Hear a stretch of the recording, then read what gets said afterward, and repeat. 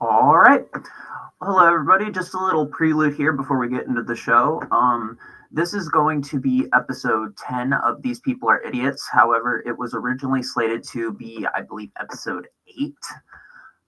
It wound up being close to about a 7-hour talk, and I know that those can get to be a little bit tedious. Maybe I was a little overambitious posting all of them at once like that instead of breaking them up. So it's been close to a month since we filmed this, and I've just needed a break. I've needed to get away from some things, catch up on a little bit of editing, and I've decided for this one, it'll be episode 10, 11, and 12. So I'll be able to break it up into 3 episodes.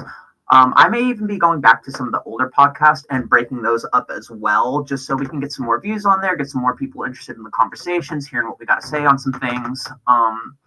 Very grateful to all of you who have been around and stuck it and even watched through to the end. It means a lot. It means a lot that people have been here, that people have been sharing, and hopefully we're helping wake up some people with some crazy shit. So, without further ado, get into episode 10 of These People Are Idiots. God bless, and yeah, enjoy the conversation.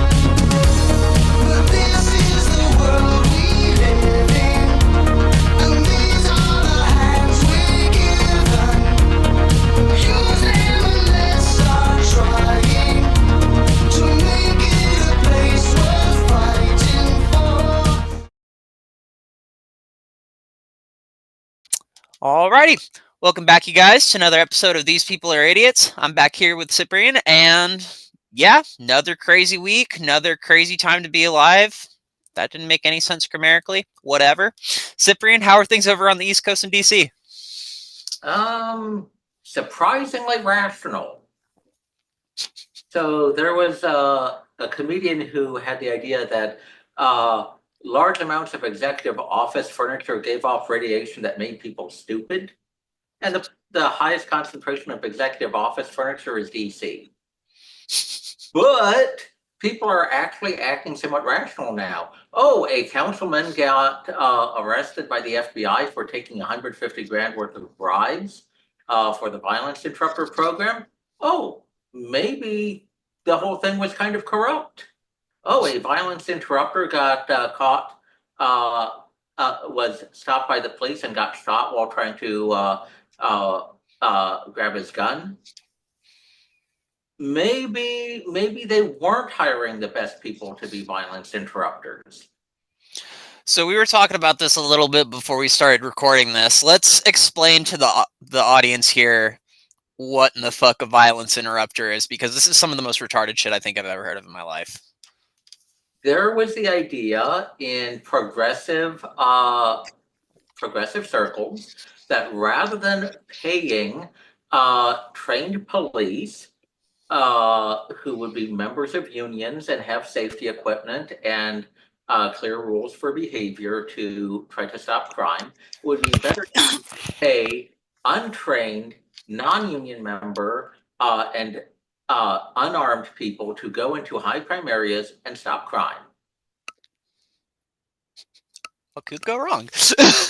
What could go wrong? Well, one of it is they can't actually do anything because they don't have any guns, and a lot of crime is committed with weapons. So, no, please don't engage in domestic violence. Stand back or I'm going to stab you. Doesn't do much to stop domestic violence. Everyone wants to be a superhero. Yeah, and there's a lot of people who don't realize that they're not being very effective. And then there's also the issue that a bunch of former criminals might be accepted to become violence interrupters simply as a way of getting paid to do their gang patrols. Wait, what? Yeah, because gangs patrol areas, violence interrupters patrol areas. Can you see the incentive structure here? It's giving me the vibes of the Muslim police force that they instilled in New York City to patrol the different Muslim areas and whatnot. It's like, okay, what could go wrong? Like, I'm sure. Like, why don't we just fucking do the Christian patrols while we're at it? Or, we're gonna play that. Let's do the Satanist patrols or the Buddhist. Why? And I think the clear answer is that, as stupid as it is, it seems like they're trying to divert the power of who can do what right now.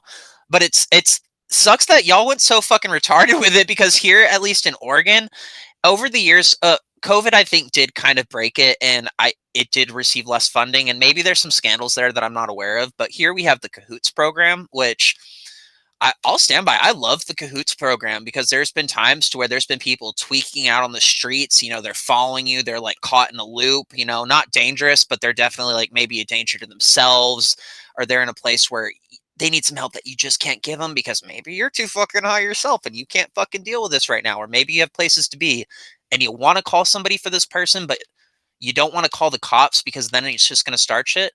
Well, you call CAHOOTS, and then they show up with their van, and they show up with some water and some snacks, and they like offer like, hey, do you need some help? Do we need to take you to a facility? What's your name?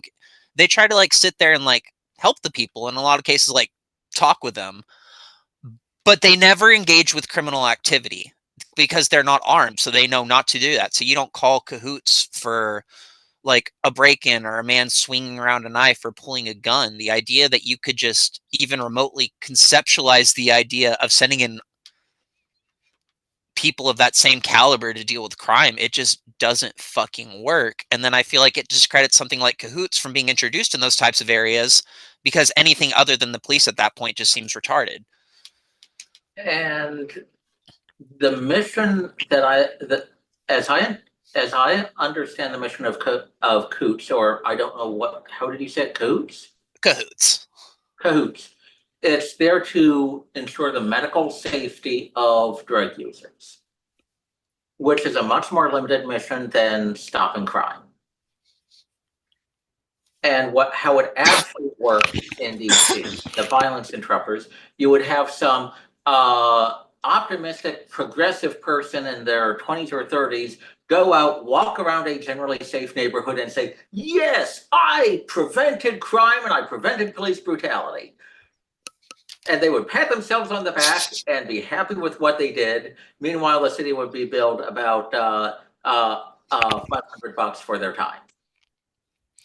Yeah, and you know what? I'm going to take a shot in the dark here and guess that none of these kids are black or ethnic. These are probably all white kids.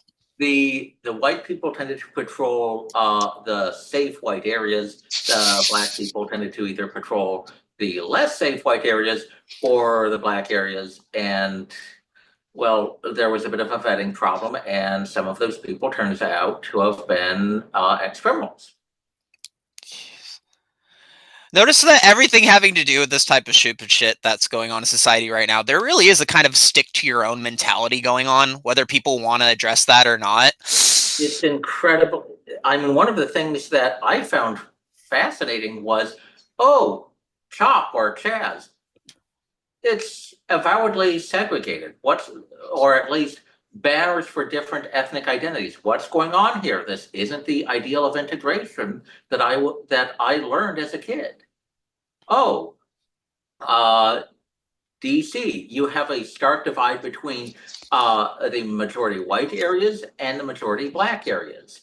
A divide that has been, frankly, rather bitter over the past couple generations.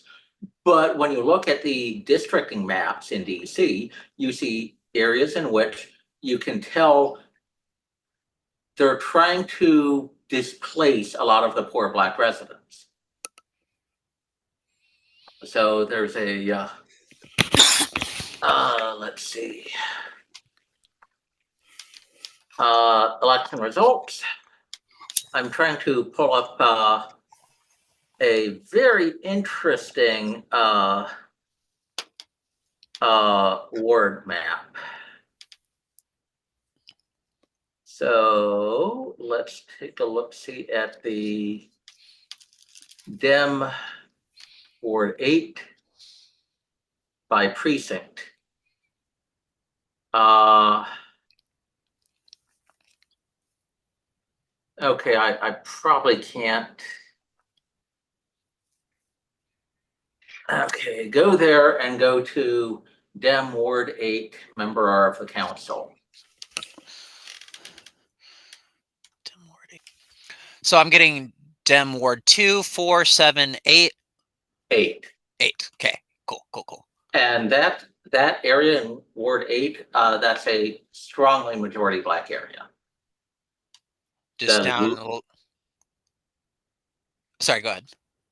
The little bit that is shaded blue, that is a majority white area. So all the rest of it, basically. So you can tell by the way they're drawing the lines, they're gerrymandering.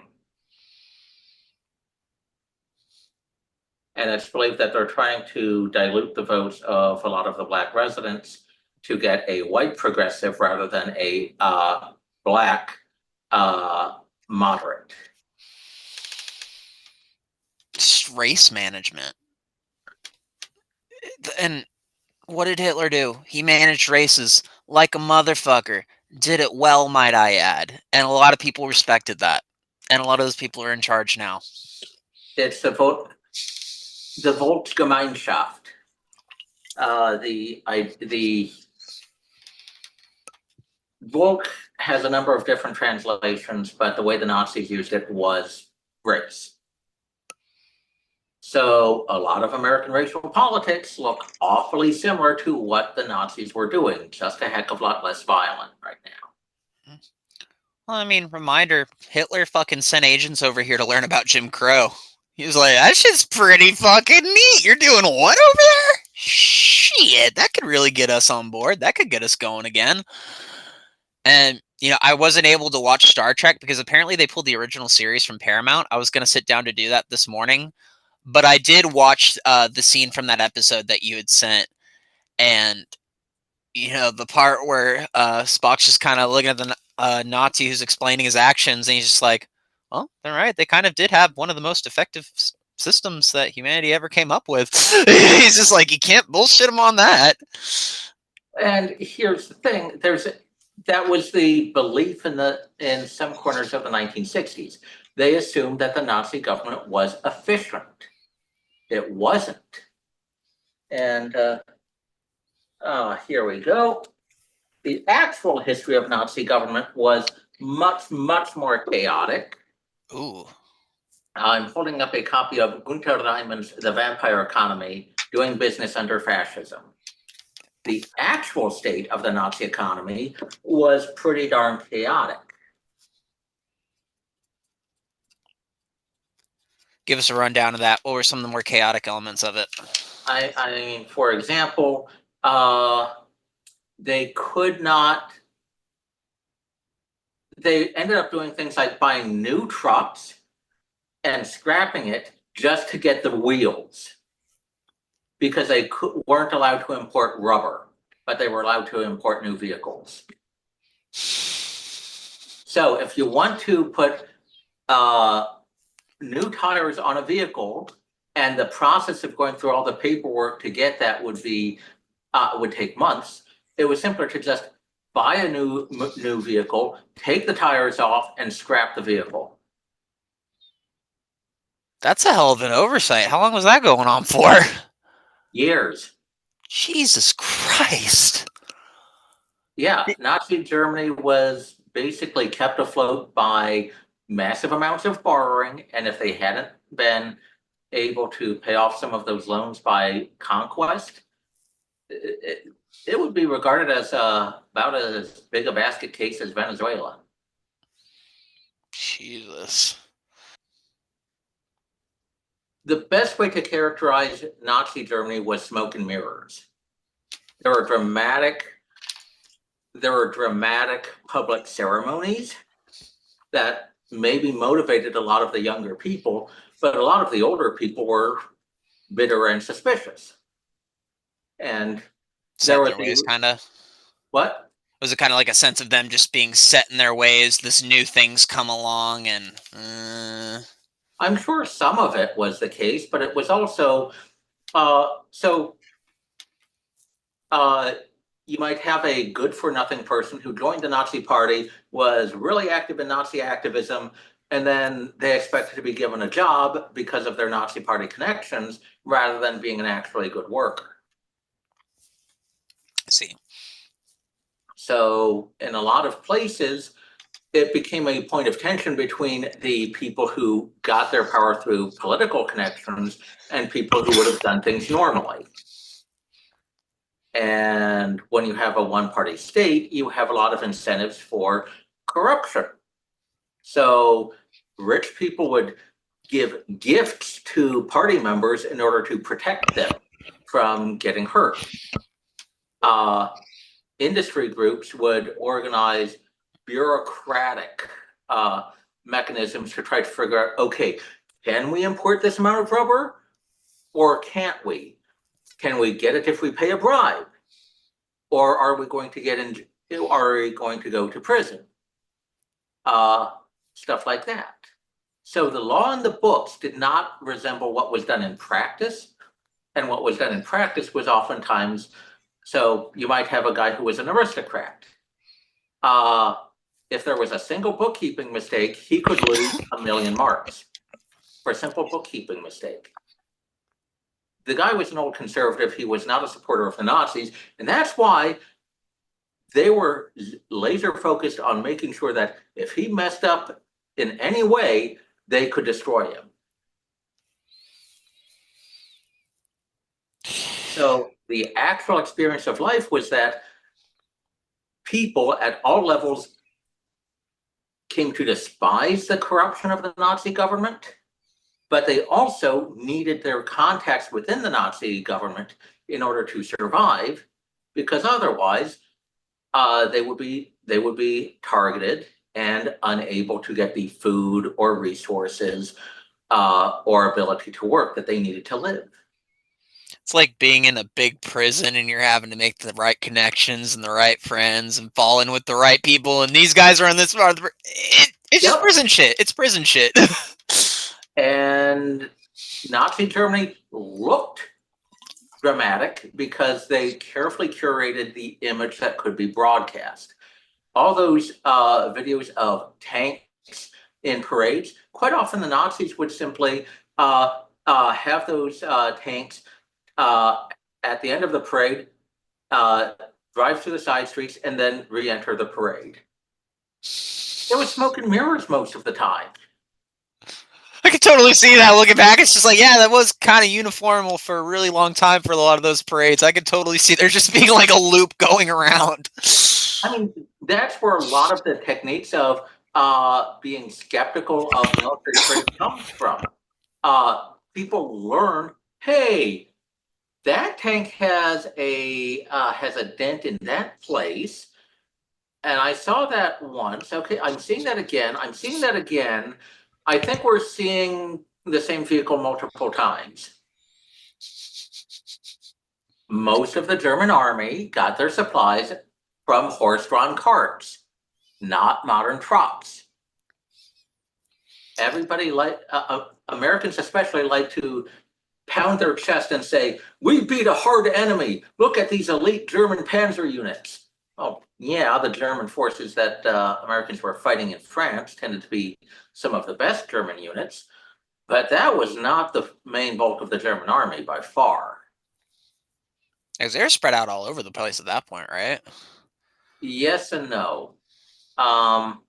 They were spread out, but the highest concentrations were in the Balkans and in fighting on the Eastern Front in the Soviet Union.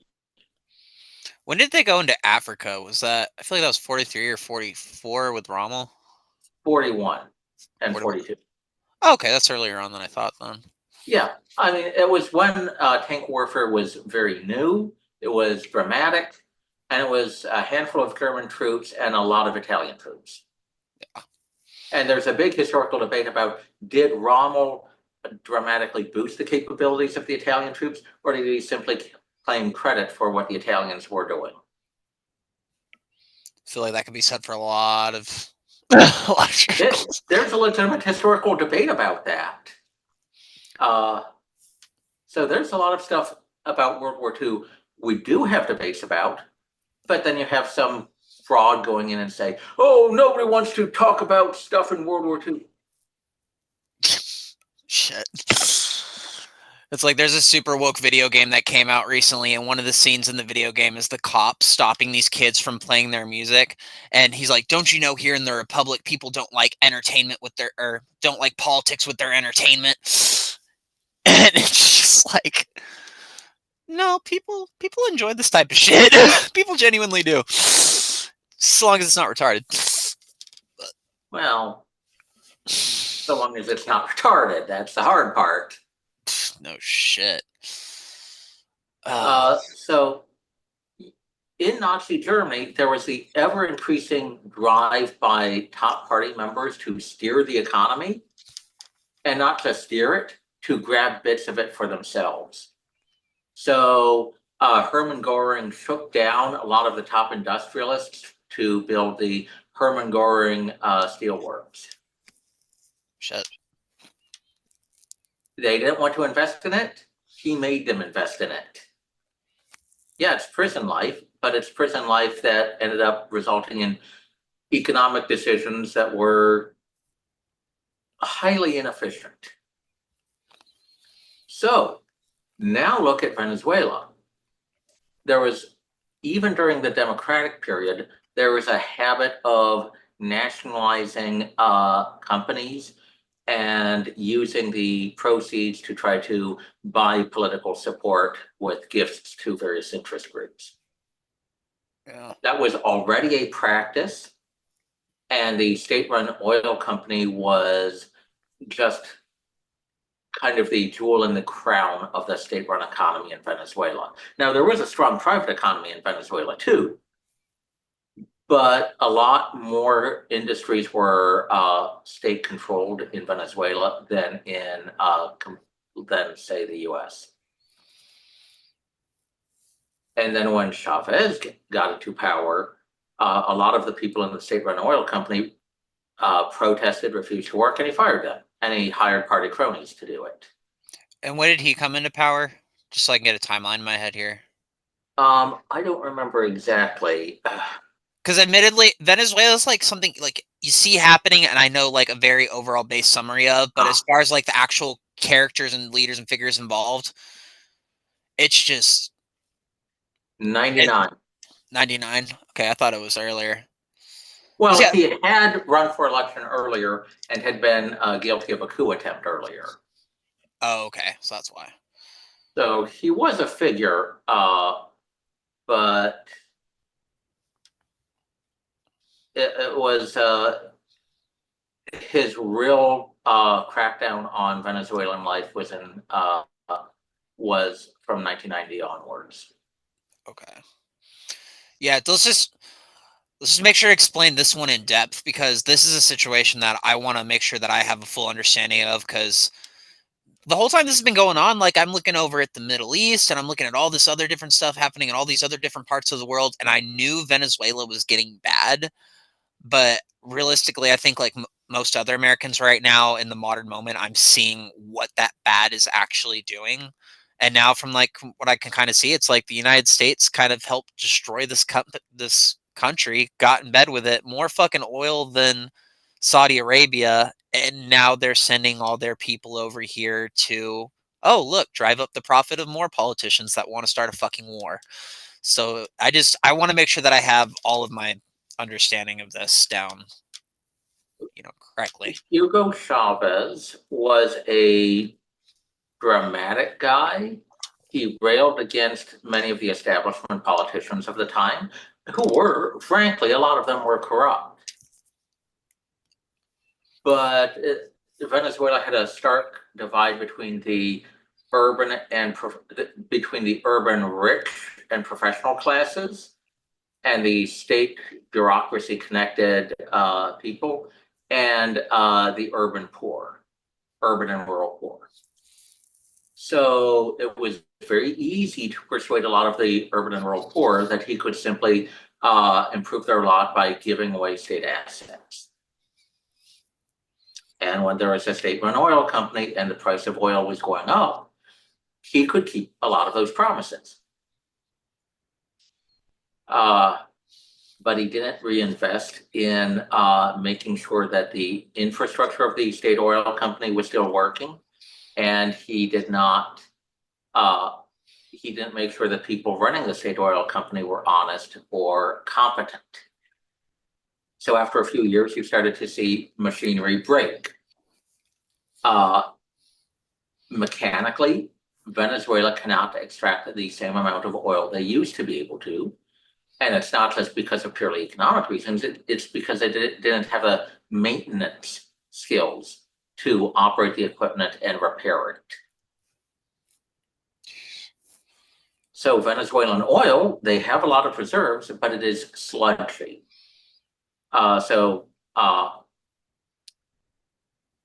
Nigeria has a lot of low sulfur oil that is very easy to refine. Venezuelan oil requires a lot of refining effort. So at one point, they ended up trying to pay one of their debts with Communist China by sending them a tanker load of sludgy oil, and the Chinese refused to accept it. Oh, damn. There's a lot of potential there, but it takes mechanical skill to turn Venezuelan oil into something useful. So where does the United States come in terms of oil? Because if that's something like we want, would we have an interest in refining it, or is the reality we want more than just their oil? We want the chaos that came with it. Well, a lot of the more socialist wing of the Democratic Party was thrilled with Chavez. They were closely looking at Venezuela, hoping that the change in social programs would result in a more just society. That didn't turn out to be the case, but coalescing around Chavez and the growing Cuban involvement in Venezuela was one of the things that helped the people like Bernie Sanders grow a following. Now, Bernie Sanders did not explicitly endorse Hugo Chavez's growing anti-democratic behavior, but he endorsed many of their social programs. What were some of the social programs that he endorsed? Do you remember any? Giving out free food. That's much more limited now than it was in the past. Efforts at free clinics, expanded schooling. That ended up kind of collapsing. Like, it sounds nice in theory. Well, how does it get run? So for the state-run food distribution, that goes through party-controlled local administrators who end up stealing a bunch of it. So you have theft from the state-run food distribution at several levels. One, you have the top administrators stealing from the budget, the lower level administrators diverting a bunch of the food to get to the black market to get paid. You have the neighborhood level administrators stealing food to eat themselves or to put on the black market. So by the time, and then they steer it towards party supporters rather than people who oppose a party. So the result is most of this state-run food ends up being used to buy support for the ruling party, not to actually feed poor people who oppose the party.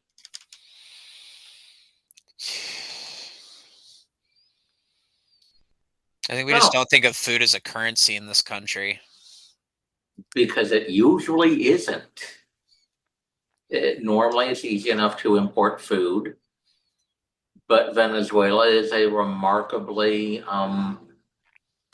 vicious country when it comes to people being allowed to buy and sell.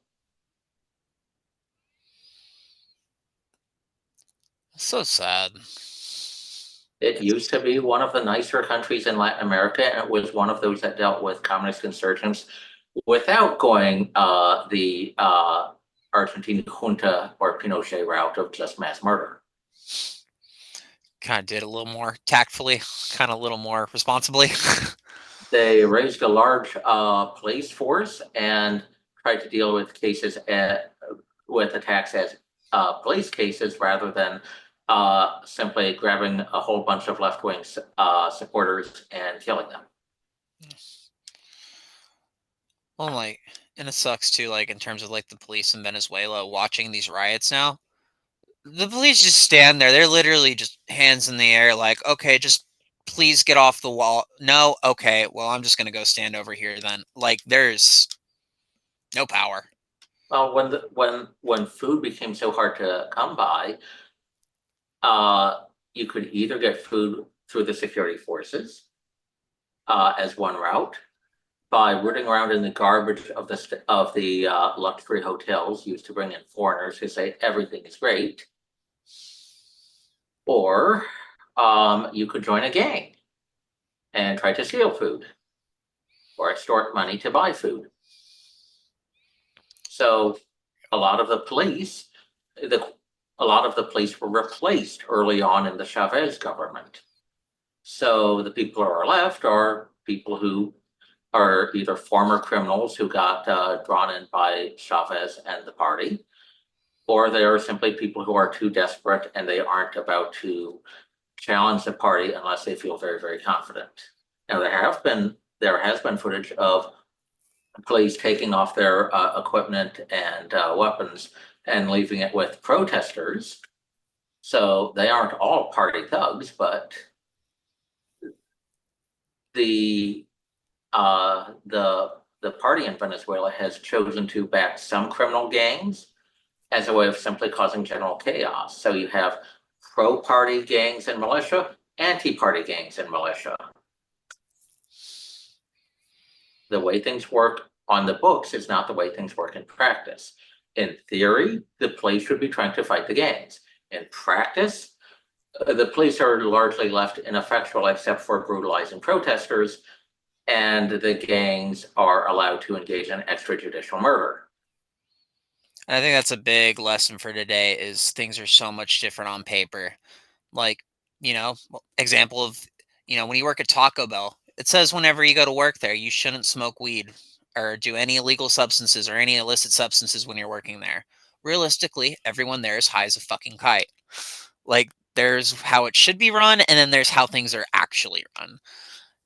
And as far as the gang problem, it's like, now that there's nothing down there for them, now it's time to go to the new world. Now it's time to go to America or Europe. And it's like, that's starting to get freaky because it's kind of starting to feel a little bit like colonization when you're seeing armed gangs of Venezuelans coming into apartment complexes with AR-15 saying, get the fuck out of your house, bitch. Leave this fucking complex. Leave your fucking neighborhood or else we're giving you 5 days. Kind of seems like what the Jews were doing to the Palestinians, Fuck. I mean, in some cases. But it's just... They've been left with nothing down there. What the fuck are you supposed to do down there? I think most people just want to get the fuck out and find something new. And that's why there was a massive exodus of people around 2016, just crossing a bridge into Colombia. So there has been a huge loss of competent people in Venezuela. One of the craziest situations was a Venezuelan Coast Guard destroyer. I mean, these things are supposed to be modern, and it was built in Spanish shipyards, so you can't complain about the quality of the ship. They tried to seize a cruise ship that was off the coast of one of the Venezuelan islands. And they decided to steer in front of the slow-moving cruise ship, and the cruise ship hit it and sank the Coast Guard ship.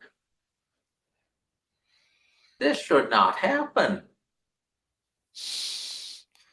And there are a couple similar things happening right now between China and Taiwan, where they're just like trying to like duke each other out, and they're like, I'm warning you, and then they're like borderline hitting each other, if not fucking hitting each other, just fucking Yeah, China has been conducting a series of military overflights and firing live ammunition into the areas around Taiwan. It's not going to So be much longer.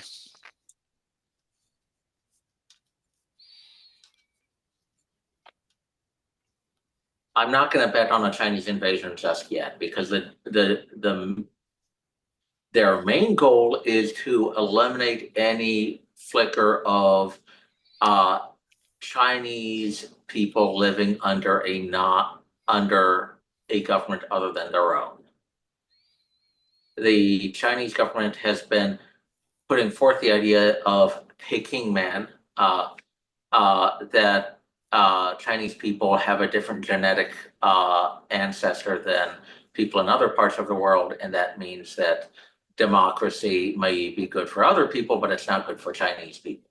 Seeing people in Taiwan live in a somewhat functional democracy proves that the CCP, their argument for dictatorship, is kind of bunk.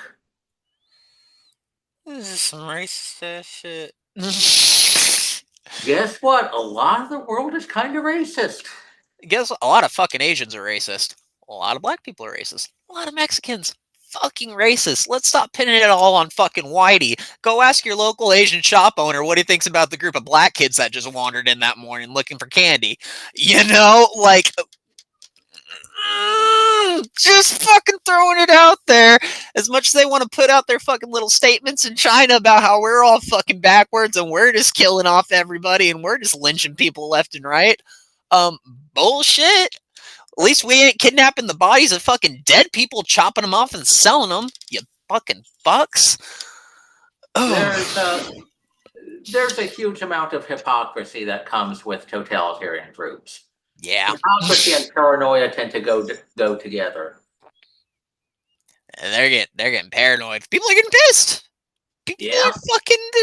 No one wants to live in this. This is a global awakening. Again, this is spiritual. I feel like to a large degree, where, and by spiritual, I think it just means that it was kind of foreseen that the human conditioning would get to a point to where I think naturally we were destined to get to this point to where there's so many fucking humans and we set up all over the place and so many people have tried to control each other for so long that eventually down the line there's going to be a pop off and a snapback of the pendulum swinging the other way where people really do just kind of all classes and creeds, like with the Venezuelan situation, the Hells Angels. I mean, they backed off it, I think, from what I understand, but they were talking about wanting to go to Aurora, Colorado. Doesn't matter that they're fucking criminals. They're fucking people. People across all walks of life are just done with this stupid ass bullshit because they know it in their hearts, they know it in their souls, and they know it in their mind. And it's because history and world conditioning has brought us to this point collectively. For now, some weird shit's fucking happening. There's always a tendency of people who think too highly of themselves to try to control others. So there tends to be a push towards more control and then a snap back when people realize how bad it was. Machiavelli talked about it in The Prince. He mentioned when the Republic of Florence tried to bring in someone to be their prince. And they said, okay, this works. And then a year later, they said, no, this doesn't work, and sent him packing. Only a year. Damn. A year to get that solved. How long would that take these days? Well, he didn't seem to be actually much of a tyrant. It was just a matter of, oh, they realized that uniting under a king would mean they'd actually lose many of their privileges and freedoms. They sat there for the next year or so. They're just like, like nice guy, but. And then you had the Medici take over, and ostensibly it was still a republic, but the Medici controlled everything, and they were actually kind of tyrannical. So there are various popular revolts against the Medici. Among them, Savonarola's Bonfire of the Vanities. And the Medici became so powerful they took over the papacy.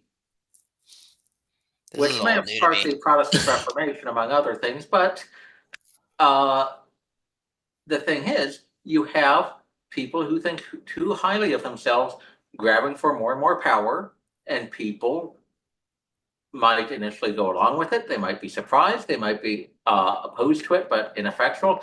And gradually, things snap back. Mhm. To me, what is surprising is not that there's people grasping for more power and then snapping back. It's that it all seems around the world, it seems to be going on at the same time. Mhm. And that's the thing, is it's just, I mean, it's everywhere. I mean, if you want to segue into pop culture right now, that's kind of what's happening in the pop culture sphere, is it's just, oh man, it's like one project after another after another after another over the last 2 months, to where the European Union funded a video game called Dustborn. I told you about this one yet? No, you haven't, but I've been following that saga. Oh god, it's fucking wild. Do you know what the player base was like 2 days ago? Something like 2000. No, I think you're confusing that with Concord. Oh no, Concord has the big numbers. Dustborn is at 86. Oh, what? Yeah, it hasn't even been hitting 100 this week. It's been out a week and a half. The fucking, oh my god, I'll clip together some shit for people. There's literally, so it's I'll explain it for people. There's a big maybe trans girl with like vitiligo. Then there's this black girl with the short curly hair, because all black girls in pop culture look the same now. And then there's this European, Middle Eastern guy, whatever, and then I think a robot, but or maybe some chick. But they're going around the Republic, and they're refugees, and it's kind of like bash 'em up style combat, and then there's like Guitar Hero moments where they're singing songs, but their songs are literally about killing whitey and about how your kind have no place here, and all the police are white, and the Republic is this white supremacist fucking hellhole where everyone is fucking brainwashed with misinformation, so you have to go play music and like get the misinformation out of their heads. And there's a point where the black girl, I saw a scene where she's just, a robot steps off the bus and is like, okay, I'm ready to take you guys where we need to go. And the black girl just turns around and snaps at the robot's like, get in the back of the bus. And I'm just like, what the fuck is happening?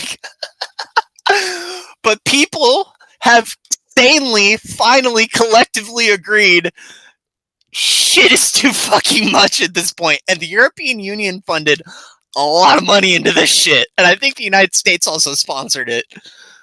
It's a propaganda program. And they stole shit from Grand Theft Auto and all these other video games. They just copy pasted and put it in.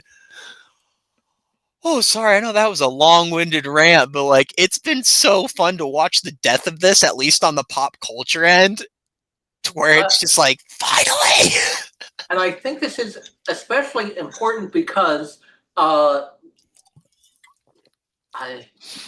gamer, you would have been old enough to be able to learn about Gamergate, but were you following it?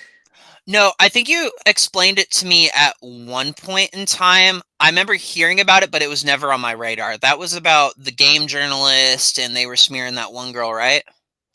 Um, I know it was way okay. more Back nuanced, in but 2015, there was uh, a man who posted about his girlfriend uh, sleeping with games journalists in order to get favorable coverage of a game. And it became a bit of a controversy, but one of the games journalists ended up claiming that this is all false or misleading, and in a in a in a games journalism newsletter spread around just games journalists, he argued that the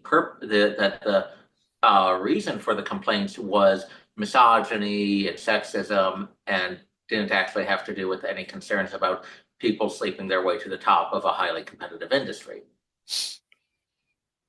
So it became a fight between games journalists and their ideological allies, mainly on the left, and games consumers and people on the right. Now, whether they were right or wrong, because I think the initial position of the Gamergate side was right, but things degenerated after a couple of weeks with various allegations of death threats, sometimes actual doxing, but a lot of allegations of doxing, claims of people using alt accounts to post things that then got blamed on the other side. It became a very messy thing, but it was information war in real time. It was a situation in which people learned how to fight over things like Wikipedia articles and whether blanket policies of locking threads and shutting down discussion were able to get a viewpoint established or change minds. It was an environment in which the ability to appeal to mainstream journalists became extremely powerful in shaping the long-term bureaucratic response to these allegations. It helped it served as a motivation for fighting over jobs in the industry where ideological allies were hired or fired as a means of gaining ideological control. 5, that fight became kind of the melting point where you started to first see what became the anti-woke movement with a bunch of atheists who used to be part of New Atheism, but rejected Atheism Plus. Atheism Plus is largely dead right now. And ordinary gamers who are more tech savvy, free speech libertarians and all that, and just general people who are just sick of being propagandized. That's where the anti-woke movement finally coalesced. And that's also where the SJW movement kind of merged into the bureaucratic establishment as they managed to succeed in getting support from mainstream journalists and bureaucrats. And like from this point on, because you said it's like 2015, right? Yep. From that time on, I think we talked about it a little the last time we discussed it. It was like game magazines went to shit, advertisements went to shit, everything in the industry just went to shit. And with all these pieces of shit making their way to the top using these shady tactics, it's like no wonder all of these devs and producers and directors are fucking rapists and pedophiles and assholes and beaters and all this shit. And we're learning all these crazy stories about them. It's because it takes that type of person to get to the top in that type of environment. And it's like you said, it created a kind of like tactical warfare that anybody could engage with. All you had to do was sign up for a Facebook account and then boom, you can like throw yourself into the arena in some shape or form. And now it's, and again, it's one of those things that people are getting fed up with because it's so transparent. But on Reddit right now, if you try to go to, it's either it might be both Ubisoft's Reddit or Star Wars Outlaws Reddit, you can't type a complaint. You will get banned. You will get removed. Everything is only positive. I haven't seen it for myself, but I've been watching different YouTubers cover it. No critical anything. Anything. No, these graphics aren't smooth. No, this could be a little bit better. No, why did they make Lando Calrissian sound like he's out of the hood? Like, you're not allowed to say it. I mean, for the last one, I mean, one reason why people liked Lando Calrissian initially was because he was a smooth, suave black guy. When so many depictions in movies were much less complimentary. The point of Lando Calrissian was that he was successful, intelligent, and sophisticated. Presenting him as if he was from the hood would completely destroy the whole point that Lando Calrissian was developed to make. And that might be like a more of a dramatic critique on my end. It's just kind of like you could tell when he was talking, it wasn't Lando Calrissian. You get like a hint of Ebonics in there, and then like Darth Vader didn't sound like fucking Darth Vader. None of the characters sounded like Darth Vader. I don't have a PS5 console, so for when I don't have a console, if a Star Wars or Marvel game drops, I like to watch the cutscenes because I want to know what's happening in the story. It was just so uninspiring and it was hard to watch, and it was like watching an old Assassin's Creed game. It was that fucking bad. But the fact that you can't like make negative comments on it, or I think they even refused people refunds because they like released the game like a day or two early, or a little bit early for early release, and then everybody who got it was like, what the fuck is this shit? And then once everybody realized how bad it was, Ubisoft was like, no, like that money's ours. So the games industry, the big publishers were already in kind of an uneven situation with employee burnout. But the tactics in the anti-Gamergate camp simply allowed them to take over an industry in crisis. And they've done a very bad job with it. But a lot of these things are on 7-year cycles.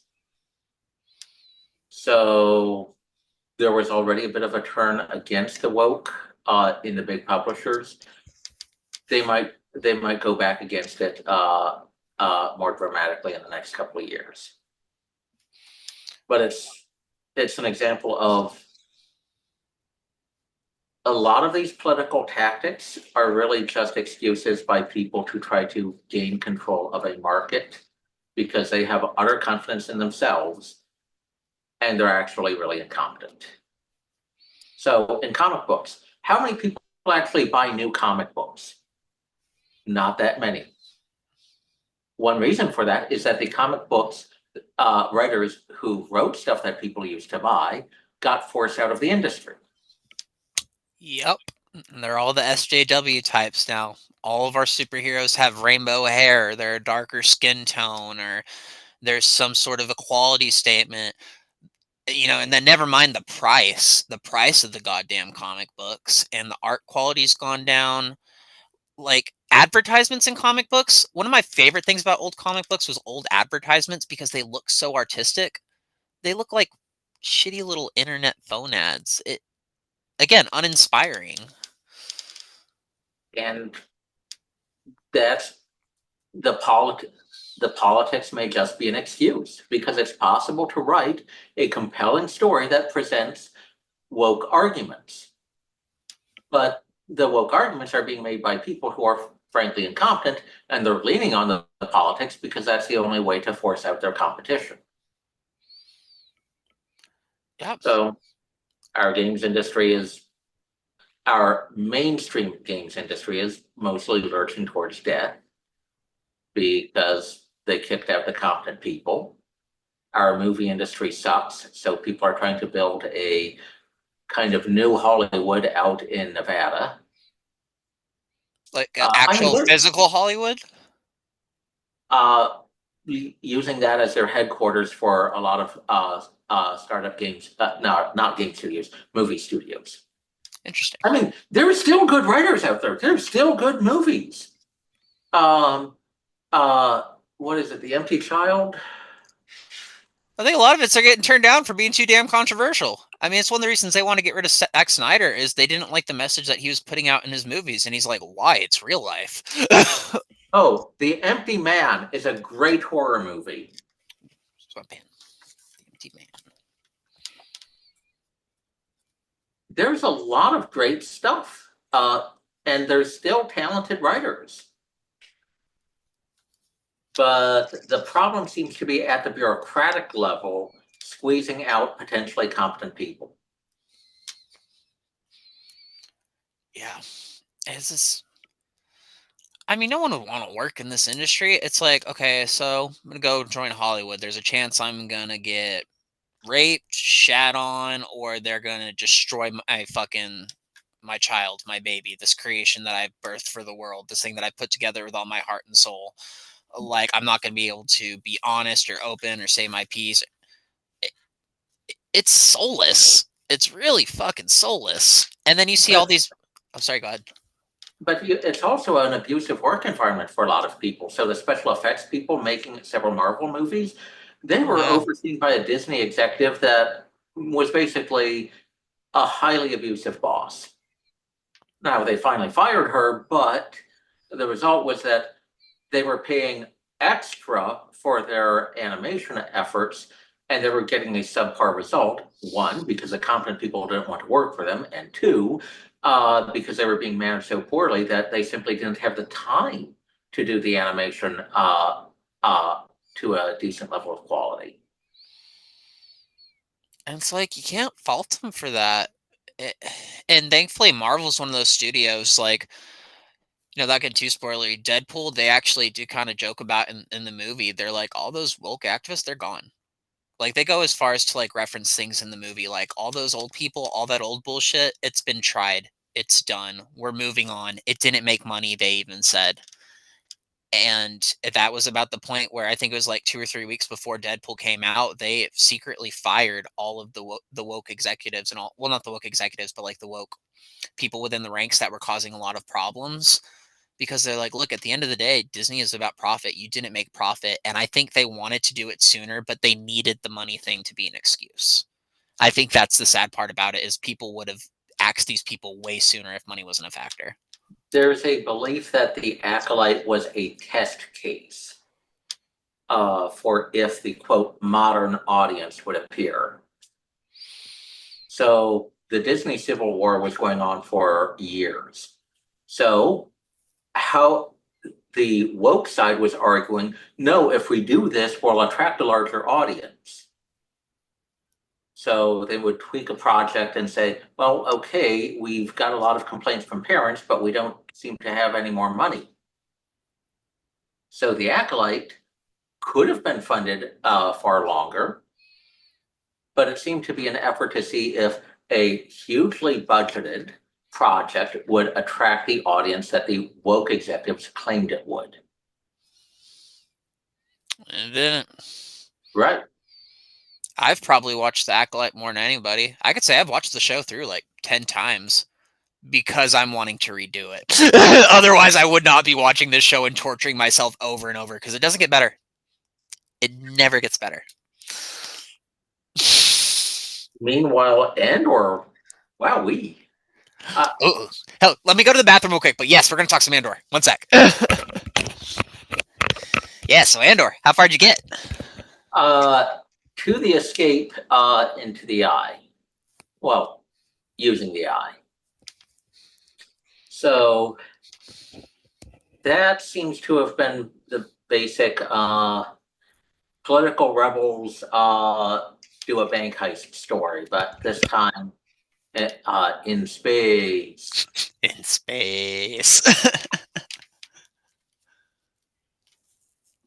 It was very definitely a character piece, which, if you particularly care about characters, might be more interesting.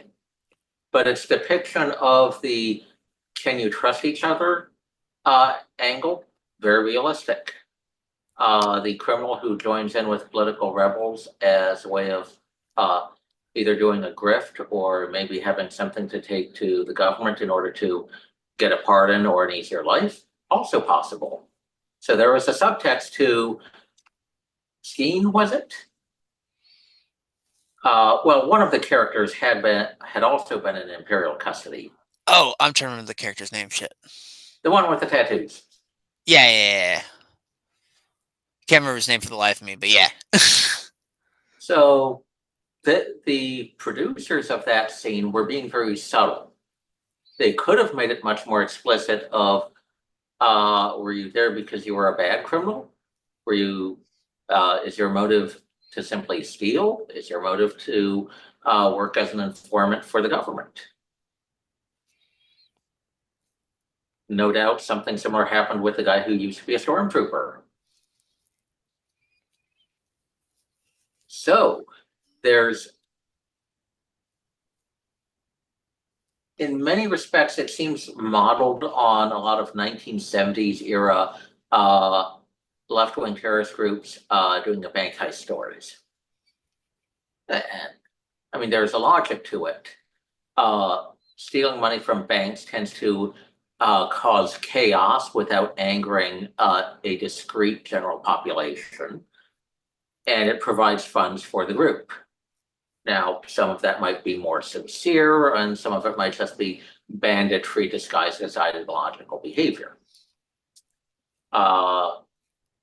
Note the Red Army faction in West Germany. They committed a number of crimes, and some of them seem to have been more into Marxism and others less into it. One person really loved Marx. Another person just loved reading Mickey Mouse comic books. But they were all there just to get the shit done for their own means. for varying different personal goals. Now, so as a character piece, okay, you want to present these guys as heroes, but it makes sense in terms of the historical context. What I found much more interesting was the scene with Mon Mothma, because there's all this political maneuvering, and you might be able to persuade people to be less repressive, and then you find out about an attack, and boom, there goes all the momentum you used to have. She was one of the best parts of that show. The way they used Mon Mothma was it was actually what it should be, because her character did pop up in that like post Return of the Jedi throughout the books and the comics. She was like a strong bitch. She's getting shit done. And I mean, this is earlier on the storyline, but still, it's just like the gilded cage of politics. And sorry. I mean, the scene with the antique stealer and distracting the unknown driver, the scenes on Coruscant were brilliant. Were you looking in the background too of the shop? I mean, what about it? Every single time you go into the shop, there's a new Easter egg, and they're good Easter eggs. So at one point, I think it was one of the first ones that popped up. If you've ever played the Force Unleashed games with Starkiller, so it was a game where you're Darth Vader's secret apprentice, and he like kills your dad on Kashyyyk and takes you in as a child, and then he's like grooming you to basically take on the Emperor. And it was like one of the best storylines that they did in that universe. But he had like a really cool piece of armor in the special edition, and it was kind of like samurai mixed with Mandalorian, and it like had these like razor claws and shit. They had that armor sitting in the background of one of the scenes. They had like I think they had a piece of Jango Fett's armor, different weapons. I think Amidala's headdress or something. There's just all these weird random little Star Wars things that they'll just like randomly put in the background of the shop, and then you come back the next time and it's gone. So like for me, I'm like a big Easter egg guy who's always looking in the background, and I was just like, wait, what? And then you have like the politics on top of that. So I'm just sitting there nerdgasming over fucking every fucking ounce of that show. And Luthen, good character. What's that actor's name who plays him, the shopkeeper? Shit, I don't know, but I want to say Gilderoy something. Very good acting. Mm-hmm. Yeah, he's really good in Dune too. He was one of the I think the Emperor in there. Was he an Emperor? The new Dune. He's basically in there, but he's big and fat and slobby, and he's bathing in black goo, and he's all Voldemort-like and shit. Was that the Emperor or the Harkonnen? The Harkonnen. Okay. I've only watched the reboot a couple times. I watched the old one once, and I actually just bought the book because I kind of want to read the books before I watch Dune 2 now, because it was so damn good. And like especially with the old one, I'm like looking at like time travel and like how they did UFOs and whatnot. Well, the new one more so for the UFOs, but I'm watching like the new and the old Dune, and I'm like, these people understand like ufology and aliens and the whole space time thing, and has a lot to do with like the kind of shit I'm like really obsessed with like reading about and learning about now to a really spot on degree.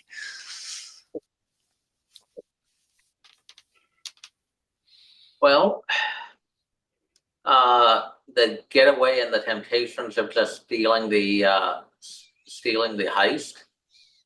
Yeah, that tends to be a thing that breaks up a lot of groups. So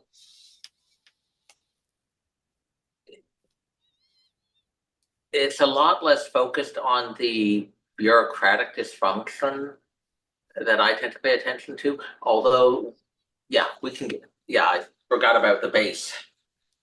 But it's an interesting dramatic story for people who like heist stories, which I really don't, but I'm usually not a fan. Have you ever watched Rick and Morty? Yep. Watched the heist episode? No. You'll love it. It's for people who hate heist movies.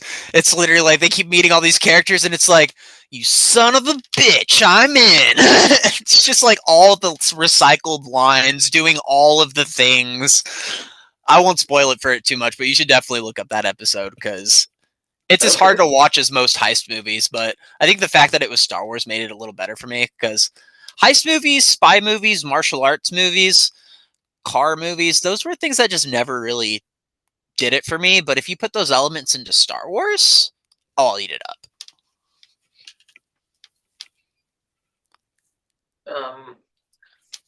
So probably the most interesting thing to me was that the base at the dam was meant to be a deliberate backwater.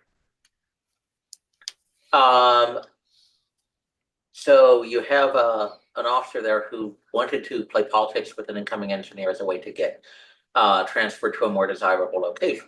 That is historically something that happened quite often.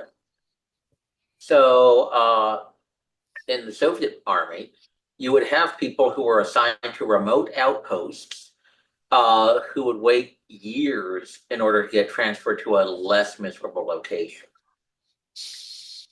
God. So, I mean, for example, and part of that was that tours in the Soviet military were a lot longer than in the American military. And if a wife ended up deciding to spend time getting her degree, that would mean that after a nice tour in a city with a nice university, they might end up having to take a miserable tour for a bit longer. So the result was people would be trapped in remote locations, miserable conditions for a long, long time. And there was also a conscious plan by the Soviet government to wipe out the local culture, wipe out the local religious practices, and to try to substitute their own things to prevent the locals from having any ideological point of independence from the government. Note the depictions of the pilgrims in those episodes. Yeah. The number of pilgrims was dwindling. They were subject to manipulation by the government to try to prevent them from coalescing around the shrine, I suppose you could call it. Yeah. Looked kind of like a Jedi shrine. I know it wasn't that, but yeah. And in the Imperial Intelligence Office, it was mentioned that there were arrest quotas. And if you don't know, Stalin's era was notorious for having arrest quotas. They would say, oh, there's probably 20,000 counter-revolutionaries in this district, therefore you should arrest 20,000 people. Which is funny because all the self-declared communists, like especially at the protests and shit, would be like, we need to do away with arrest quotas because police are abusing that power, and then simultaneously support a political structure that would essentially instill that. I mean, it's utter hypocrisy, but it makes sense from the narcissistic sense of it's okay when I do it because I'm better than you. Basically. May never say it out loud because I'm better than you and I wouldn't, but like, no shit. Probably the most interesting scene from the Imperial Intelligence thing was they used a biological disease analogy rather than an information gathering analogy. What do we do here? Sir? What is our purpose, Legret? On Arvala 6? I open the question to the room. What do we do in this building? Why are we here? Anyone? We're here to further security objectives by collecting intelligence, providing useful analysis, and conducting effective covert action, sir. Very good, Dedra. That is verbatim from the ISB mission statement and wrong. Security is an illusion. You want security? Call the Navy. Launch a regiment of troopers. We are healthcare providers. We treat sickness. We identify symptoms. We locate germs, whether they arise from within or have come from the outside. The longer we wait to identify a disorder, the harder it is to treat the disease. If it's simply gathering information and countering threats, well, the nature of the tactics and the extent to which they can go is subject to political oversight. If they consider themselves doctors, they have a lot less moral restraint in their in the severity of their actions. And it's also primes them to view any contact as being a vector of infection, and therefore people as being polluted and a threat. So it's not just, oh, you walked by a marketplace and saw something bad going on and then went on your way. It becomes you are a possible way of spreading news about that bad thing and encouraging other people to do it. Also, in something completely unrelated, the British police arrested someone for watching a riot, and that person got convicted. For watching a riot? I I keep hearing about people getting arrested in the UK, and I'm just like, all right, my day's coming. They're coming for us all. Fucking better gear up. It's going to be something retarded. So the doctor analogy, one, gives them a moral excuse to try to exert ever increasing control on the premise that they are doing something healing, and the moral restraint of doctors of, okay, I'm just going to treat your body and leave your mind free, gets abandoned when it's total government control. So they're picking an analogy that gives them legitimacy to engage in controlling behavior, but without the actual limitations of that analogous profession. It kind of makes me think to a certain degree, like thinking of Antifa. A lot of the people now, I realize they want to like get away from it and be like, oh, we were protesters. It's like, okay, why were you calling yourself a soldier? Why were you calling yourself the soldiers of social justice? That word soldier got used a lot. It's just like, are you soldiering or are you protesting? What we doing, buddy? It's like, I'll admit, I feel like my role depended on the day, but like, they're yeah, conflating roles. It's know your place, maybe a little bit. So the analogies, the allusions that people make can reveal their claims for legitimacy. And when they present themselves as doctors doing something that is actually rather coercive, like spying on people or shooting them or mass arrests, that doesn't seem, that's kind of out of keeping of the moral restraint expected of doctors.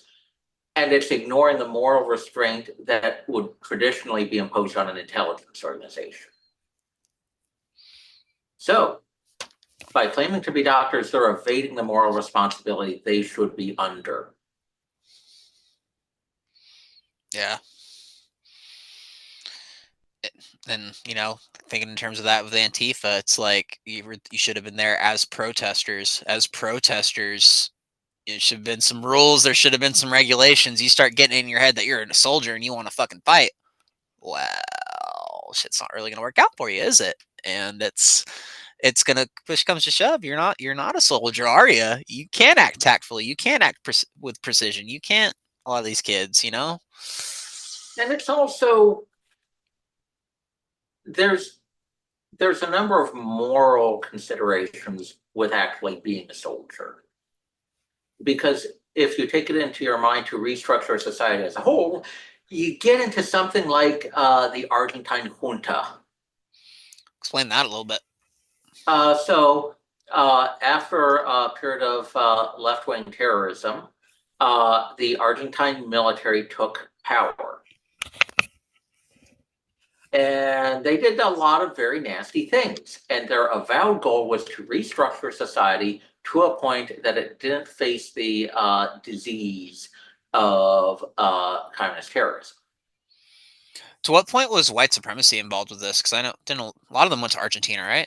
This is Argentina. But a bunch of Nazis went to Argentina, yeah, and Brazil. But Argentina was most famous for it. Probably not all that significant. Okay. Now, a bunch of people in the Argentine military respected the Nazis because they believed that the Nazi government was efficient and they were impressed with their military achievements. But I don't think the people who had fled played a very significant role in the rise of the Argentine junta. Okay. Just wondering because I hear the communist part, and I hear them saying like we're gonna flush them out, and I'm just like, oh, I feel like that'd be a perfect opportunity for a little bit of Nazism to rise to the surface. In Chile, Colonia Dignidad was founded by Nazi emigres, and they had conducted some of the torture of dissidents in Pinochet's Chile. Shit. So they were not steering what was happening, but they became a politically reliable tool for some of the atrocities. Okay, that makes sense. Now, you do have some rather offensive things like several of the torturers in the Argentine junta having Nazi flags, but it wasn't a direct personal connection. It was just more of a general, the communists hate the Nazis and therefore the Nazis must be the good guys stuff. Yeah. Because sometimes for a lot of people, it really is just a flag. You know, like even with the Antifa crowd, there's a lot of kids that'll go out there. They just, the flag is kind of it for them. It's a symbol, and then they go home, and then there's nothing really they associate themselves with. It's just kind of like their fuck you. Yeah, a lot of people don't understand that the Nazi government and the communist government were governments.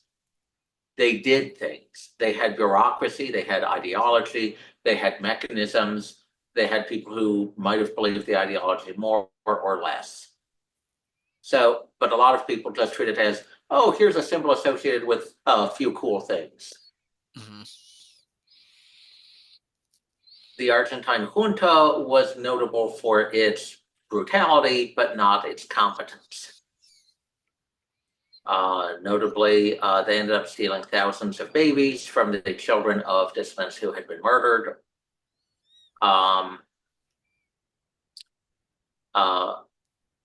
Because a lot of the wives of the senior officers were infertile. That was also at a time when a lot of abortion techniques, which were banned in most of Latin America, also rendered women infertile. Jesus. So these women, so a lot of the people in the junta were breaking the rules, and they were breaking the rules more to steal the children of people they were killing or torturing. That's fucking insane. And I mean, Hamas did that with a bunch of Israeli children. You know, that's.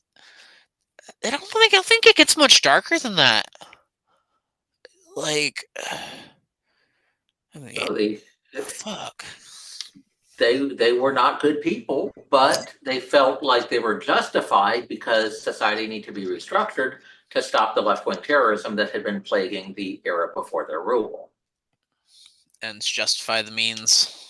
They thought that, and the result has largely been discrediting the right in Argentina and allowing the left-wing governments to become increasingly corrupt and authoritarian on their own. So, nasty behavior by one faction can legitimize corruption and authoritarianism by the other faction.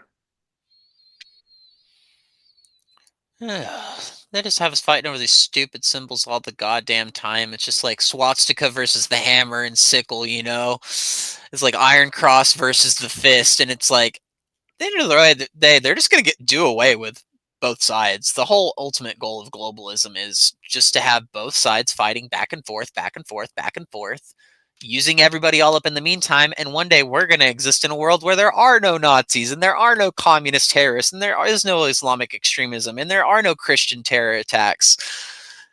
Like, these people just get used through and through. Every faction, every terrorist, every gang member, every rape victim, every child is just used in this long game plan to eventually live in this better world where eventually just going to kill you all off after the final battle said and done. Whoever wins will get thrown in the dungeon. The revolution was betrayed, has been said by many, many people.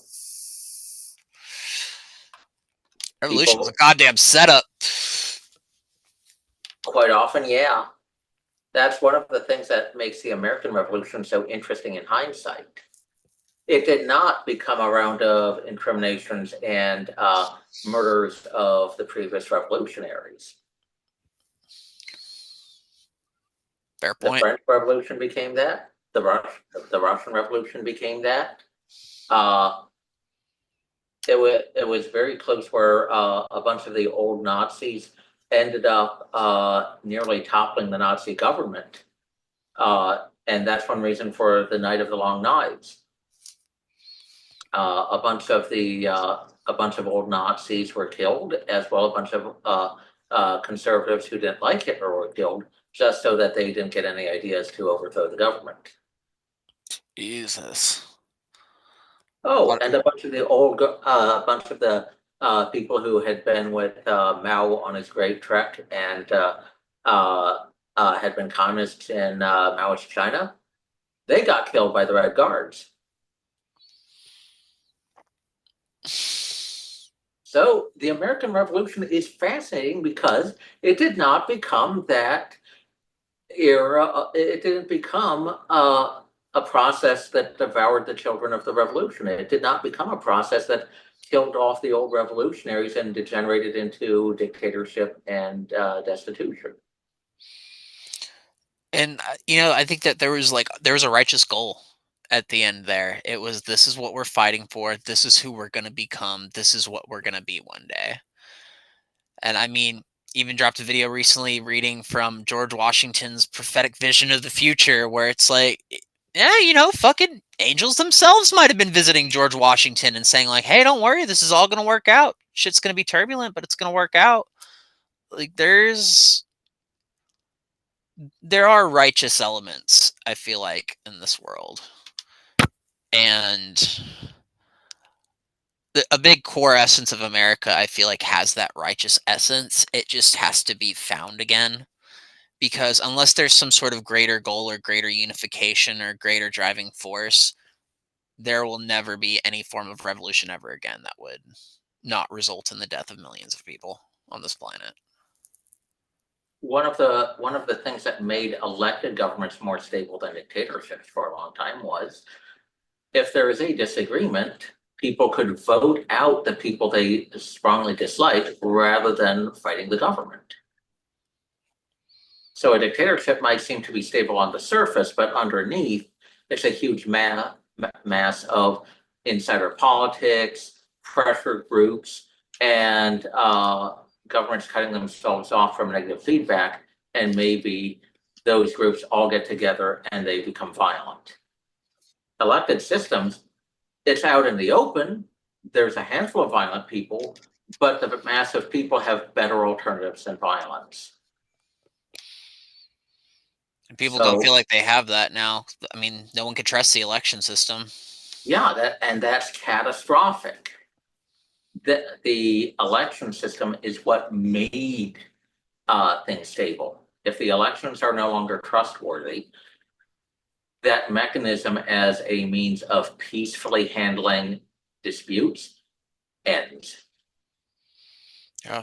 And the fact that they haven't even been allowing people for so long to even dispute that it's not trustworthy. How about the fact that people don't fucking trust it makes it untrustworthy? How about if it were trustworthy, we wouldn't be questioning it? How about that? Gaslighting and scapegoating people into oblivion, all that signifies to Americans who've been told the entire time, hey, if this ever happens, this is what it means.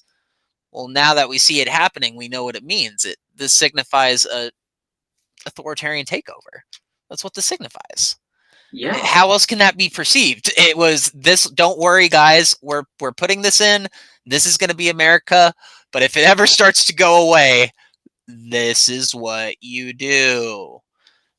And they can't tell us not to arm ourselves. They can't tell us not to speak. They can't tell us not to voice our concerns. They can't tell us not to gather. They can't tell us not to go outside. They can't force a fucking vaccine on us. They can't take our children away for not believing that they're the other gen. They can't. They can't, and they should be fought and opposed through and through. non-violently, but they should be fought and opposed. And quite frankly, these people are pussies to where you don't need the guns, you don't need the shooting, because you get enough people together in the right fucking area, and you fucking try to keep the feds out, and you try not to, but you get the right people concerned, and you get the right people speaking out. These people tend to bow really quickly. Like, this isn't an impossible situation to get out of, but so long as we keep being pussies and stooping down to their level, well, America wasn't made for pussies. America was made for brave men and hardworking women and kids who we were supposed to fucking foster to be the future, not have them send them off to school to get fucking shot and then send them out into the workforce to get fucking raped. That's not what this is supposed to be, and we've become pussies. And there's no other way to put that anymore. Yeah. There's a lot of people who get really surprised when they find out about something crazy like putting men who think they're women with female prisoners and then shutting up female prisoners when they complain. This has happened for years.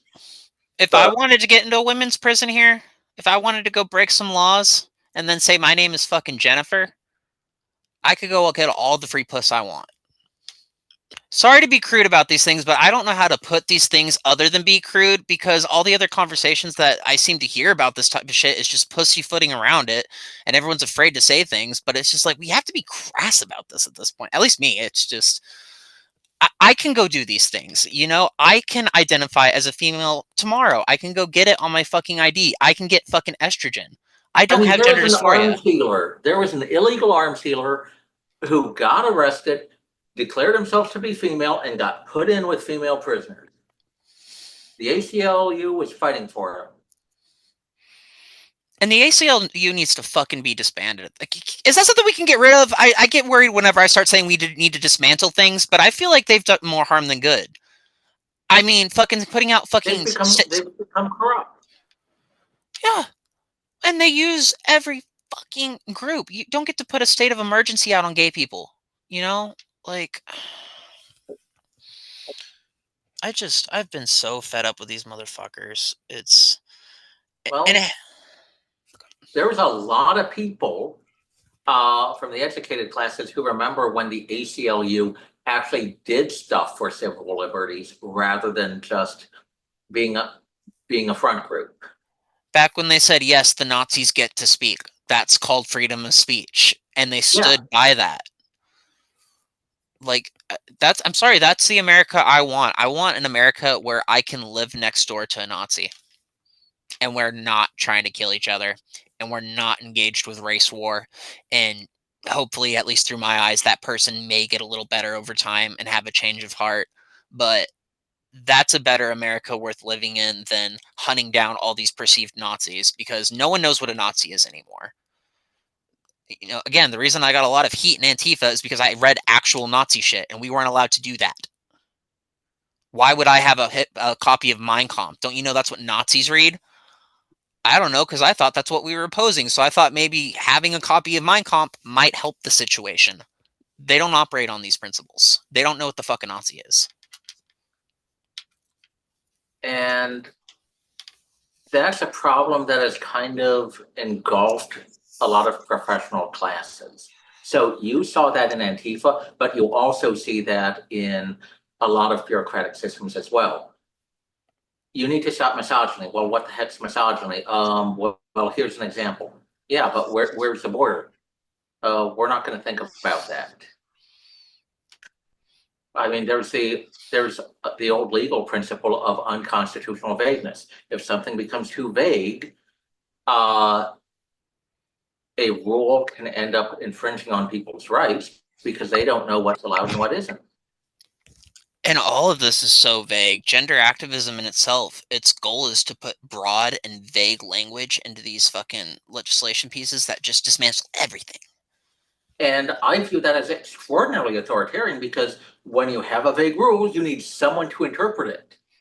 Mm-hmm. Who's going to be the person who interprets it? Well, theoretically, it was courts, but the courts haven't exactly been the most courageous institutions. And quite often, cowardly judges will simply lean back and rely on activist groups to provide their interpretation. What happens when these activist groups are run by people who are psychopaths? And then all of their studies, it's just circular information. It's something they got from their friend. And it's like with the trans kids, they're like, no, there's what was the argument? Basically, when they were following up on the mental health of kids that were transitioning, a lot of these gender activists, they were following up like within the first 12 weeks of them getting the surgery. And then long term, nothing is ever long term. And it's been well known that for the first 12 months after a surgery, people are almost always happy with it. You take monkey testicles, you put them in someone's butt, and tell them that it'll make them more manly because you get testosterone from monkey testicles in your butt. People are going to be happy with it for about 12 months, and then they start to either continue to be happy or they get unhappy. Have you ever seen the interview? I think his name is Ollie something, but he's the guy who he went transracial for a minute and identified as Asian and tried to turn himself Asian. I've heard about him. I haven't seen any interviews with him. So start with the older, wackier shit, some of the first things that he was doing just to get a sense for how insane it was, and then watch his trigonometry interview, where he completely backpedals. And one of the things that got him to backpedal was the detransitioners and also how much of an asshole people in the LGBT community were being and how much he was being. And he's sitting there like, yeah, this was offensive and this was what I thought. And one of the things I think he goes on to explain is he's just like, I was in a community where people didn't say no. People didn't say, what are you doing? And then when people were saying it online and there's a lot of that backlash happening, it was easy for him to just perceive that as an enemy in his mind. But you watch that interview now, he's one of the most sane people on the fucking planet. I'm like, that was about the time I knew things were really starting to turn around. I was like, okay, if this guy's speaking out, that things are about to get really wild. But, it's like living with a fairy. No one ever questions that. And then when one person does, it's a problem. People need to learn the word no, and you aren't, and learn to deal, and go outside, and get a job. And all these phrases we're so fucking scared of saying is driving regular people like me insane. Is driving people like you insane. People listening to this fucking insane is what comes to the gender shit.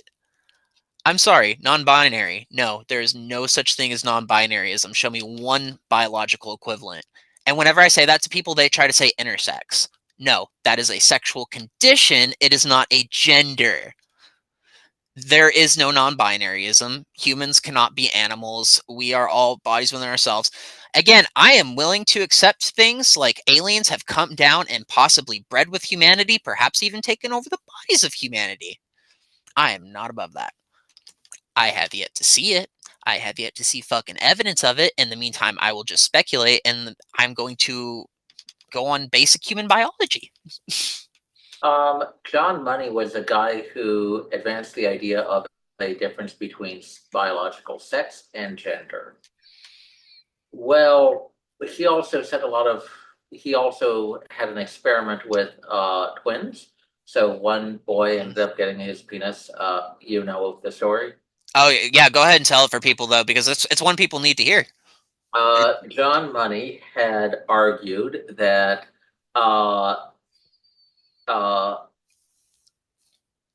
boys could be raised as girls and girls could be raised as boys if they were taught that in the first few years of life. And there was a family with twin boys. One of the boys ended up getting his penis cut off in a failed circumcision. Well, not circumcision, but there's a flap over part of the penis that would have made urinating very difficult. So it's different than a circumcision? there was an actual medical need for it. It wasn't just for religious or hygienic purposes. I see. So the family saw John Money on TV. They said, this guy must be an expert. and John Money told them to raise one of them as a girl, the one who had his penis cut off. The result was he couldn't walk like a girl. He tried to put on makeup and it didn't make any sense. He was called cave woman. Suicidal from a very young age, I think. Like, Yeah. borderline right off the bat, like, something feels wrong, I want to fucking kill myself. Like, So their instincts were still masculine, even though they sincerely believed they were female. And when they found out, it was extremely difficult for them to adjust to the general social expectations, but there was a lot of freaking trauma. Oh, well, also, and there's no fucking book for that. There's no guru. There's no YouTube. There's no pod. There's nothing for that. You're alone in that situation.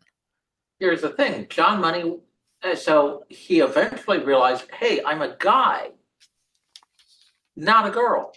I found out about it and tried to live as a normal guy. And he actually had some success and got married. But it was a That's good. very, very rough situation. But here's the thing, John Money was presenting that as a success years after it had become obvious that David Reimer was an actual guy and had been traumatized by his experience of being raised as a girl.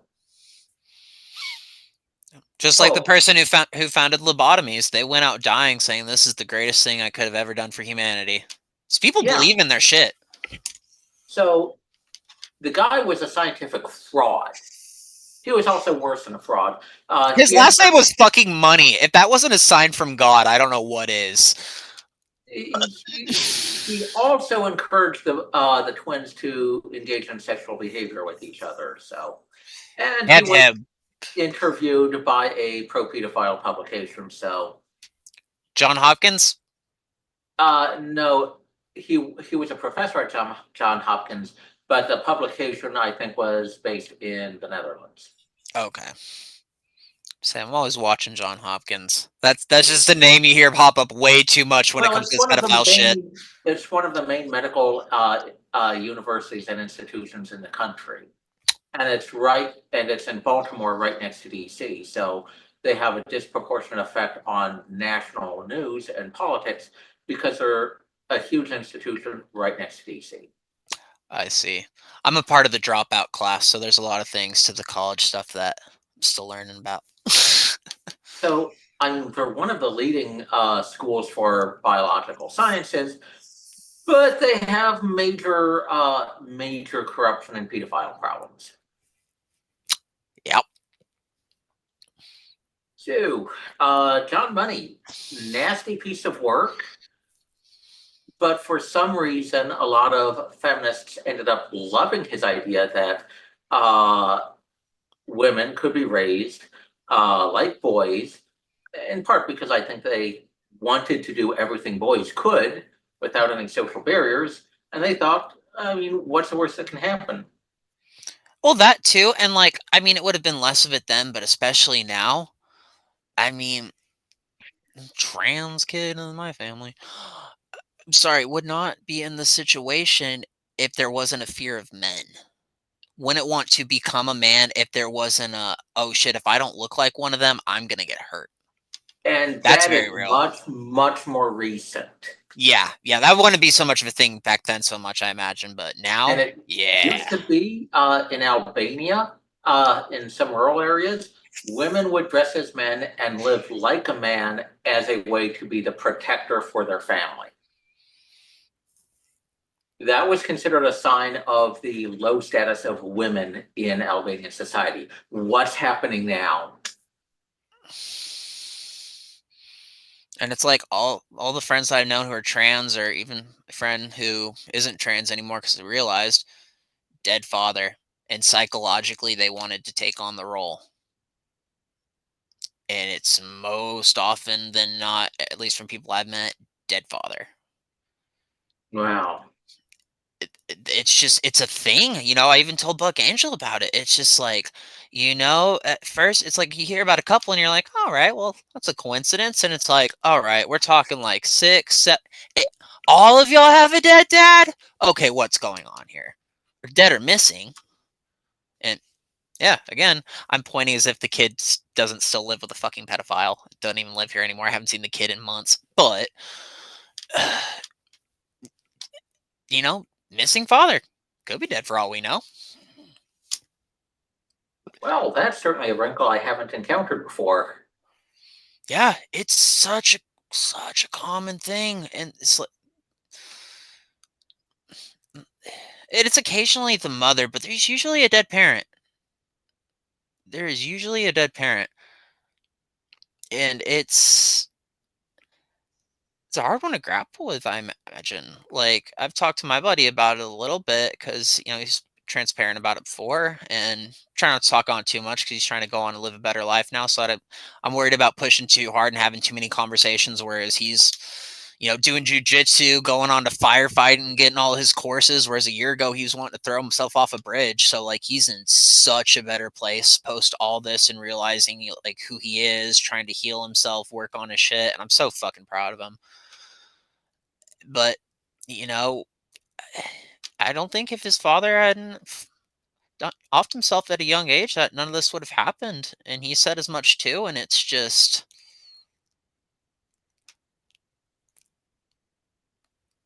I don't know. We a lot of people like to look at the world on a very surface level, but really the world is our minds. It's what's going on in our heads. Like, I can look at you and be like, okay, I think I can imagine Cyprian going to his kitchen or going to work or getting in the car or what he's thinking or what he's doing. I'll never really know.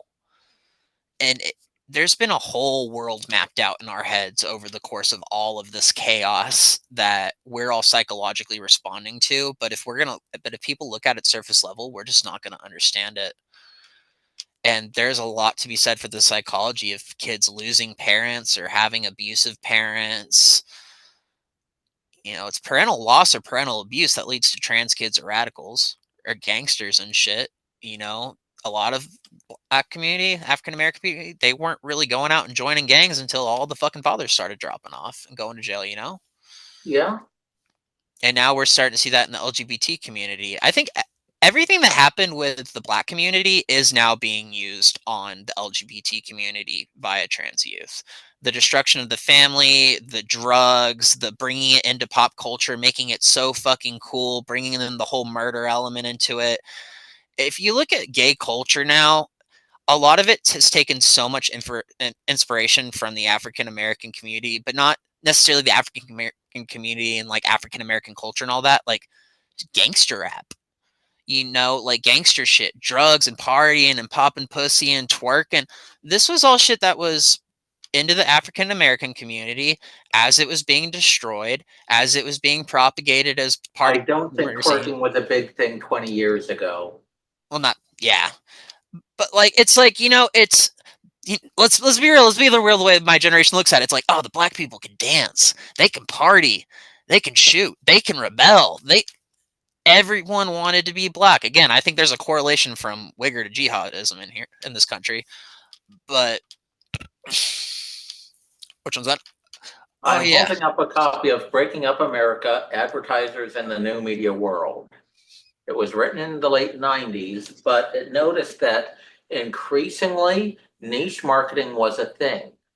And the way niche marketing works is by having a pure advertising group, not a mass advertising group. So if you want to, it's more profitable to advertisers to have a group that is 98% gay than a group that is 96% gay. So one way they do it is by having shows and having something to piss off other people who might also watch the same thing. Hmm.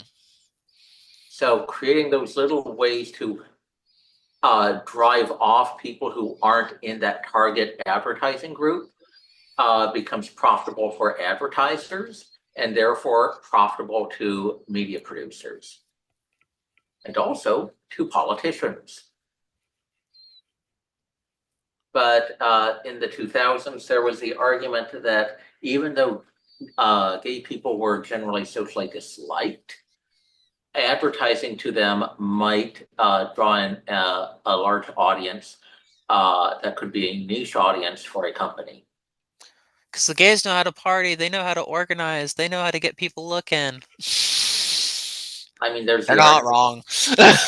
I mean, there is the impression that does seem to be factual that gay people are more flamboyant and more attention-seeking than straight people on average.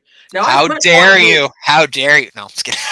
I've met 4 gay guys, so it's not 100%, but I know that is a science I've always wanted to understand is why do gay people sound like that? Why do some of them walk like that? It's just like how much of it is learned and how much of it is innate. It is a genuine thing I wonder about because, like, I mean, like, people, whenever they learn I'm gay, they're shocked as hell. My husband, it's not so much of a secret. You know, my mother-in-law say, like, he basically came out gay. Like, you could tell from the moment. And it's just like, I always wondered kind of how that works. But yeah, not to detract too much. So, for whatever reason, gay people tend to be more concentrated in attention-seeking behaviors.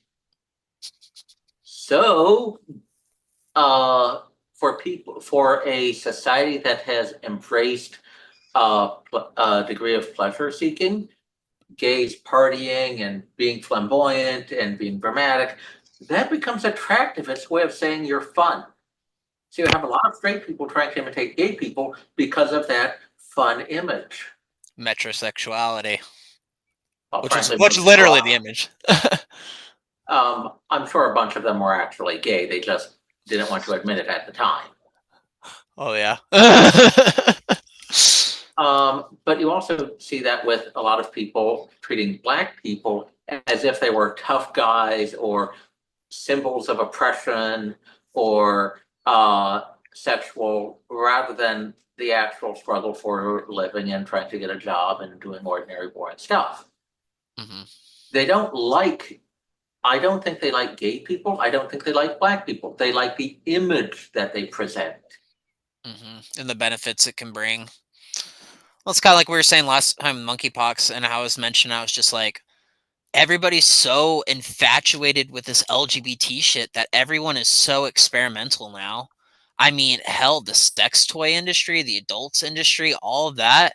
I imagine they sell. I mean, I've seen pictures of the things they sell now. It's driving up a market because everyone jokes about, oh, I bet I could be a little gay, or I'm not gay, but fuck Christ, heard that one so many times. But it got it into everybody's heads thinking maybe I got a little bit of gay in me, and it just feels like such a scummy way to market because it's just. Well, the Kinsey report came out in the 50s claiming that there is a spectrum. And there was the idea that even supposedly straight people were more receptive to same-sex behaviors than even they thought. So that was the source of a degree of harassment and pain for a number of people, but that belief has been around since at least the 50s. What is new is the use of marketing as a way of boosting the prestige of gay people. And because that prestige is so high, because you have the combination of the victimhood narrative that, oh, gay people are oppressed, they're dying of AIDS, nobody cares about them, and they became a victim group celebrated by politicians, and therefore they became a high prestige identity. So people who are attracted to prestige seeking, they're going to find that to be attractive. People who enjoy partying are going to pick up on the image of gay people partying and gravitate towards that. And the prestige thing too. I mean, that's really a large reason why a lot of these kids transition too, is it's a prestigious thing to do. It's like getting a tattoo. It's a mark. It's I belong to this now, and I'm better than you. And who's got the big lobbying money? The Human Rights Campaign has a building that is one of the nicest on Think Tank Row.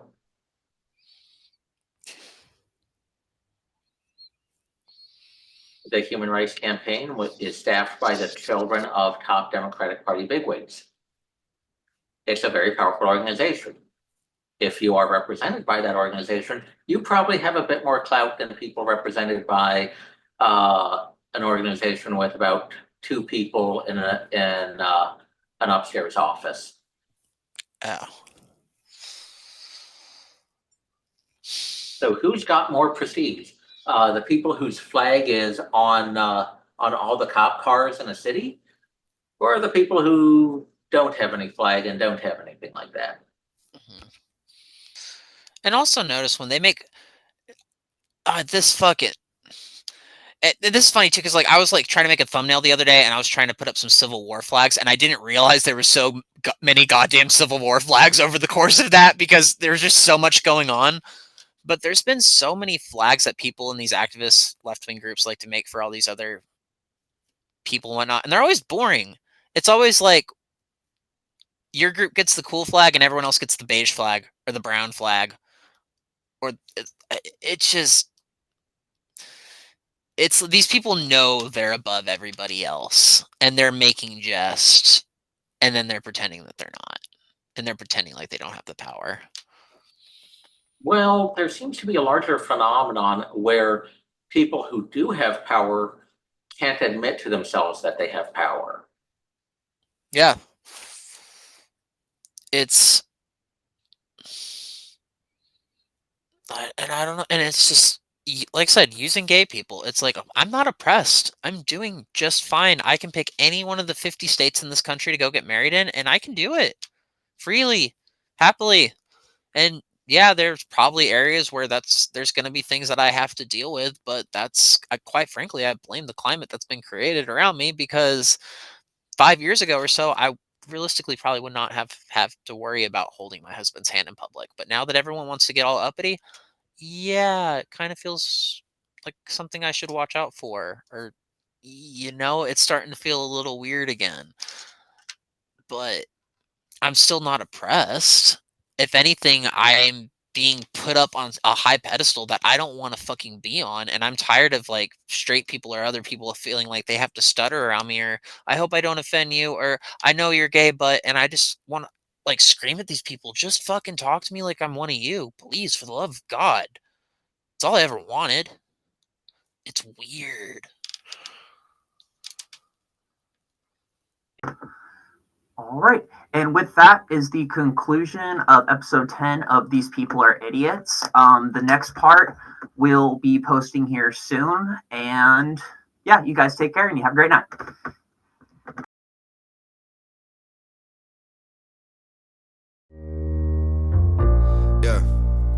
Yeah, I'm a rapper, but I'm losing my respect for the genre. How many songs about Xanax and alcohol are we dropping? How many kids we gonna kill for we admit it's a problem? Probably stop if it was one of our sons or one of our daughters. We know our demographic is primarily youth. We glorify breaking the law to children in school. Kids copy what we see and imitate what we do. They'll go to jail for doing the things you thought them was cool. We put women in our videos exploiting their bodies, while little girls around the world grab their phone and they watch it. They need a realistic role model, not just a Barbie. They see strippers and escorts, but no lawyers or doctors. Hey hip-hop, what the hell happened? It was power to the people and we like that stuff. These days you're promoting that it's fun to be an addict, so I'm asking, how could y'all write that, bruh? You can blame the rappers when you blow up, but your favorite songs are about doing drugs. So what happens after these kids grow up? And who's to blame for who they've become? They made it look so cool to shoot those guns and hate the cops and to get too drunk. You can't blame the rappers when you show up and love the song.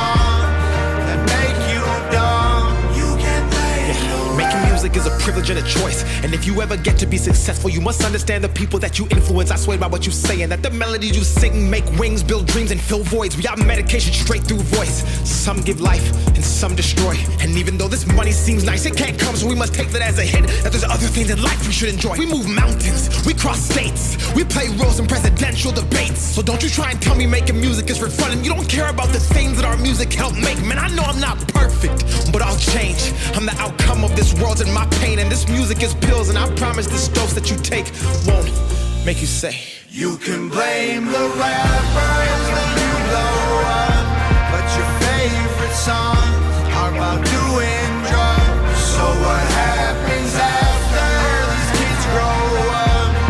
And who's to blame for who they've become? They made it look so cool to shoot those guns and hate the cops and to get too drunk. You can blame the rappers when you show up and love the song that make you dumb. You can blame the rappers. Yeah, I'm a rapper, but I swear that I'm embarrassed. Half of these artists can't even talk, they just mumble the lyrics. And the teenagers listen while they rebel from their parents, while the rappers tell them pop a pill, buy Gucci and wear it. They say screw the police, break the rules, smoke weed, buy some shoes you don't need, rep the hood in your street. All these rappers holding guns and now the kids want some. Mess around and kill a homie, you can't clean that blood. We encourage being stupid with our music, and we're normalizing poor moral standards while we do it. Little boys see the way that women look on our videos and assume it's real life, project that image on little girls. It's unrealistic. If you're young and you listen, you are one in a million. You are loved, you are different. Hey, hip-hop. I know life moves on, but while I'm here, how could you write that, dog? You can blame the rappers when you blow up, but your favorite songs are about doing drugs. So what happens after these kids grow up? And who's to blame for who they've become? They made it look so cool to shoot those guns and hate the cops and to get too drunk. You can blame the rappers when you show up and love the song that make you dumb. You can blame the rappers. Dollar bills and popping pills like party songs. It's not cool in real life. Cheap thrills and going till the morning comes. See what that feels like. You can blame the rap.